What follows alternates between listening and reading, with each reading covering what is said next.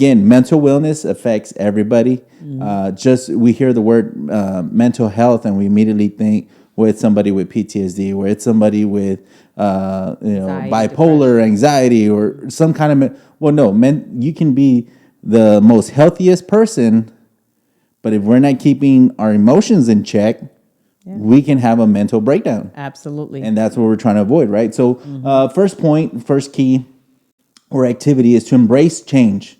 Change your mindset may mean making new friends, leaving a job, or moving to a new area, right? So embrace that change. It's difficult. We're creatures of habit. We laugh. You're laughing because it's true. The shoe fits. For me, embracing change is sometimes difficult.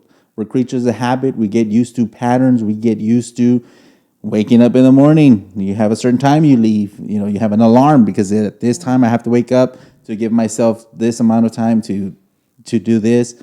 So we all know it. It's all structured, right? Our lives are all structured. And when things kind of get out of whack and get out of balance, change, again, can be difficult for some of us. Yeah. And throws. What's the first thing we do when change happens? We complain. Yes. Or we huff and puff. Yes. I don't this. I don't that. That's. Yeah. I'm just picturing it right now because that's the first reaction. Forgive me if your name is Nancy, but we become negative Nancys, or we become Debbie Downers. Forgive me if your name is Debbie. No, Yes. no offense, no pun intended. But second activity is set goals. Setting goals can help you again alleviate some of that change that's happening in your life. Because again, as Christians, we all know. Here for a reason, for a season. We say that we go through certain changes in our lives. There's 4 seasons that we have to deal with in Mother Nature. Well, guess what? There's seasons in our lives as well. So setting goals. Maybe it might be a small, attainable goal, realistic goal, though. You set a small one, and then you can accomplish it. Navy SEALs. One of the greatest things, I've read a lot of books on military special warfare and training. I've seen videos. One of the greatest things that stands out to me is that Navy SEALs, when they're going through BUDS training, is some of the most difficult and challenging training that anybody can go through is BUDS to become a Navy SEAL, right? It's the introduction to.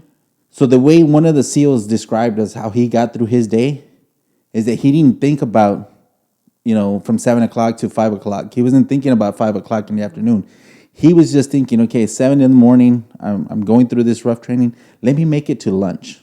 If I can make it to lunch, that's half my day. Half the battle is won. He makes it to lunch, and now he's at lunch. He resets his mindset, changes that mindset, and says, okay, now I'm focusing till 5 o'clock. Yeah. Small little increments, small little doses, small changes. I love that you shared that because it also reminds me of a TED Talk that I saw, and it was, I don't remember her name. Forgive me, but Mount Everest? She climbed Mount Everest, and so she was talking about that mindset. That's whoever has done that. That's a huge accomplishment. Not many can say they have to reach the summit. And there's even been fatalities, right? Oh yeah, trying to accomplish that. And so she talked about that, and she talked about, man, by the time we got to that high altitude, and you have just no strength in you, you could barely even walk. She was even just focusing on that next step. Okay, if I can just make it right there, that little pile or that little rock.